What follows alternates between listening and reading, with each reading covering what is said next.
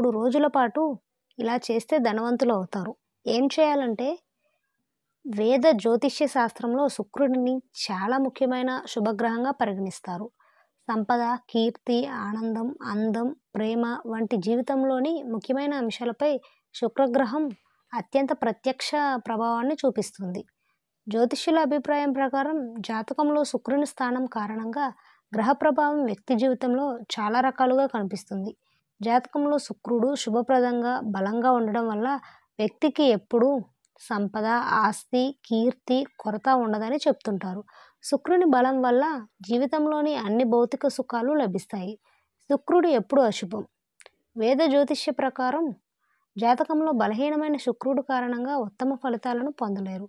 శుక్రుడు, అంగారకుడు, శని, రాహుకేతువుల వంటి అశుభ గ్రహాల దృష్టిలో ఉన్నప్పుడు అవి అశుభ ప్రభావాలను చూపుతాయి. అదే సమయంలో శుక్రుడు జాతకంలో 6, 8 లేదా 12వ ఇంట్లో ఉన్నప్పుడు వారికి కూడా అశుభం. అశుభకరమైన శుక్రుడు తన దిశ అంతర్దశలో ఒక వ్యక్తిని పేదవాడుగా చేస్తాడు. శుక్రగ్రహానికి నివారణలు. వేద జ్యోతిష్య శాస్త్రం ప్రకారం జాతకంలో బలహీనమైన శుక్రుడు కారణంగా ఒక వ్యక్తి ఎదుర్కొనే అతిపెద్ద సమస్య డబ్బు. డబ్బు లేకపోవడం వల్ల అన్ని పనులు ఆగిపోతాయి, సంబంధాలు కూడా చెడిపోతాయి.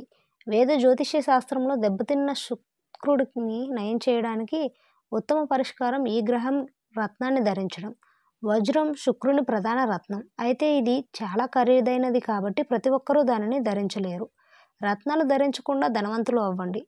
రత్నాలను ధరించకుండా కూడా శుక్రుడిని బలోపేతం చేయడానికి అనేక మార్గాలు ఉన్నాయి. పరిష్కారాల్లో ఒకటి పెర్ఫ్యూమ్.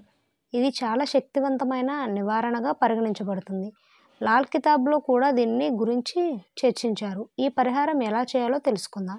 బొటనవేలికి ఆనుకుని అరచేతిలో పైకి లేచిన భాగాన్ని వీనస్ పర్వతం అంటారు.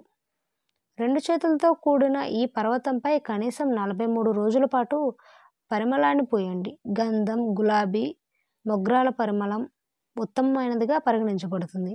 మీరు నాణ్యమైన పర్ఫ్యూమ్ను కూడా ఉపయోగించవచ్చు. దీన్ని అప్లై చేసిన తరువాత మీ చేతులను కడగవద్దు. ఇది స్వయంచాలకంగా అదృశ్యమైపోతుందని గుర్తుంచుకోండి.